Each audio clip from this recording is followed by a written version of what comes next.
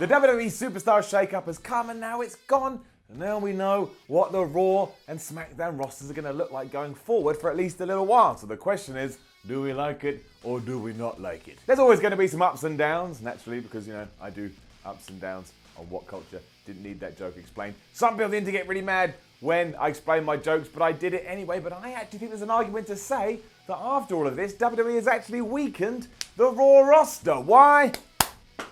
Here's why.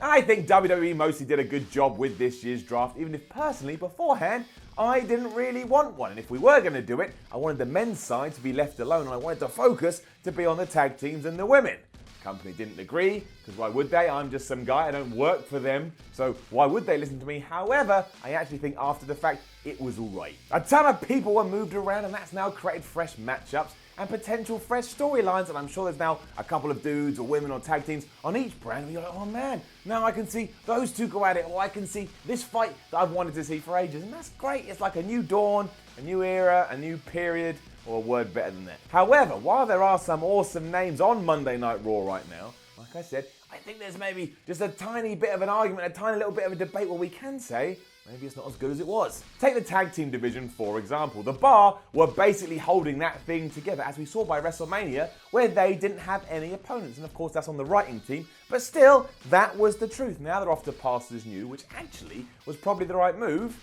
What do we do now? I mean, who's replaced them? We've got the Authors of Pain, and I think the Authors of Pain are great, but I still believe they're a work in progress. I don't think they can just come up onto Raw and replace the Bar. Don't forget, the Bar is Sheamus and Cesaro. They've been doing this for years. They've got loads of experience, and they've molded and come together as a tag team over the last couple of years. The Authors of Pain now need to do that. I mean, they started doing NXT, but it's Raw now. It's completely different. I'm rambling, but it's the truth. And I just cannot believe that Drew McIntyre and Dolph Ziggler as a pairing are long for this world. Drew is too strong as a single star, and I think this was mostly done just as an excuse to say, hey, look, Drew McIntyre's back on Raw. Now you remember him. He's going to team with Ziggler for a bit, then he'll turn on Ziggler, he'll beat Ziggler, everybody beats Ziggler, but then he'll go on to be a superstar singles guy. And all of that is fine. None of this is a bad idea, and again, the AOP will go on to be awesome, and Drew McIntyre and Dolph Ziggler will probably be really fun while they've lasted, but who are the direct replacements? Who have actually come over from SmackDown to try and fill the place of the Bar now? It's the Ascension, and it's Breezango. And again, I love the Ascension, and I love the Breezango. The Breezango is not their name. And I love Breezango, but WWE clearly doesn't. They haven't pushed them or treated them right for ages. And all of that, when it comes together, means that WWE does need to make sure they focus on the tag division over the next few weeks and over the next few months to make sure it becomes strong again.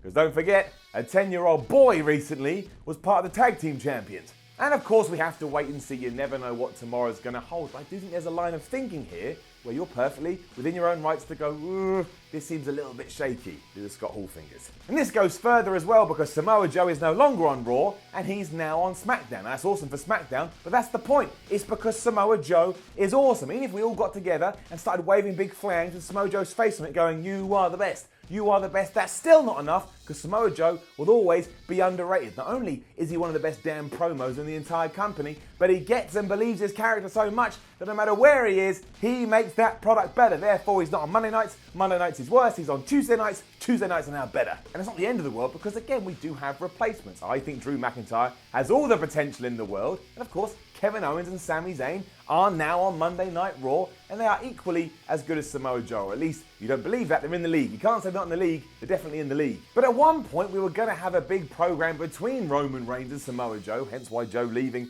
surprised some people, and the fact we're not going to get now, well, it kind of sucks. We're going to get a backlash, and that's all right. But I would have much preferred a long-term feud with this, maybe even over the Universal title. I would have loved to have seen Reigns and Joe go at it over for the big belt. And, even if you don't like Roman Reigns, you've got to admit, he's quite good in the ring, and these two would have kicked the crap out of each other, and I always enjoy a program where the two dudes kick the crap out of each other, because it makes me believe, and I like to believe. I also don't think it's unfair to say that Asuka going in the other direction makes Raw a little bit weaker too. I mean, it's been a strange few weeks for Asuka. I mean, she had an undefeated streak just thrown out the window at WrestleMania, and then Charlotte lost 24 hours later, That ain't nothing to do with me. I ain't booking wrestling yet. And this is another one which I can understand in my mind. WWE wanted to move Natty to Raw so she could work with Ronda Rousey because the two are friends in real life, and that's just going to make it better. And as Ronda Rousey progresses and becomes a better and better wrestler, you want her to be working with people she feels comfortable with, and that's 99 had summed up. Makes all the sense in the world. But again, going back to this whole on-paper thing, I don't think you can argue this. Natty Neidhart is not as strong as a performer right now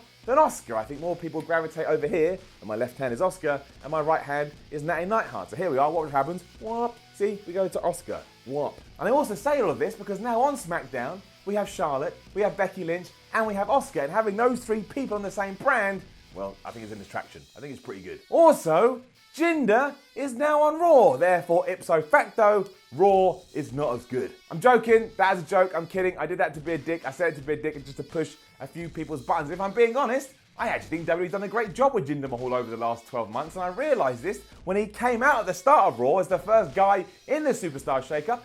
I actually thought it was quite a big deal, which means we all achieved our goal. Jinder no longer feels like an enhancement talent, and he feels like a proper star. And that's all down to him and what WWE's done with him over the last 12 months. And it also means that the three-man band are back on the same brand. They're all on the same brand together. You know what that means? Yes, at one point there will be a stupid skit with them, and yes, Jinder Mahal and Drew McIntyre will kick the crap out of Heath Slater, because that's just what happens. With all that said, it is of course going to depend on the matches and the feuds and the storylines, depending on how Monday Night Raw will progress. But I think the debate was there to be had, so I'm happy you and I had this debate. It's fun though, and I wasn't that excited about the draft as I mentioned. Now after the fact, I do have a bit of momentum, or at least, a bit of, ooh, what's going to happen when it comes to my wrestling programming. And again, because of all of this, Samoa Joe may win the WWE title. When Samoa Joe wins the WWE title, I'm just going to explode. And whoever saw that coming? Don't forget, when he joined NXT, he was told, you ain't ever even going to be on the main roster, pal. Now, he could win the big one. Let it happen. Imagine he beat AJ Styles for it too. Just imagine that. All we got to do is get Christopher Daniels through the door, and hell is officially going to freeze over. Make sure you put on your winter coat. Now don't forget to leave a comment below and let us know what you think about all of this. What did you think about the draft? Like, share and subscribe. Head over to whatculture.com, which is also Natty Neidhart, don't forget. And read yourself some articles and follow What Culture on Twitter at WhatCultureWWE. Oscar. My name is Simon from What Culture. This was the Y Series. Don't forget, you can see me in the Defiant Rumble on April the 28th in Newcastle as I make my pro wrestling debut. And as I said before, I ain't coming to lose. Wasn't that something? Don't forget to like, share and subscribe below, and also the people who made this lovely video, they're appearing right here. But if you're thinking to yourself, I want to see more content, Jules, then why not look above my head, as there probably is some. I don't know. I can't see it. Until next time.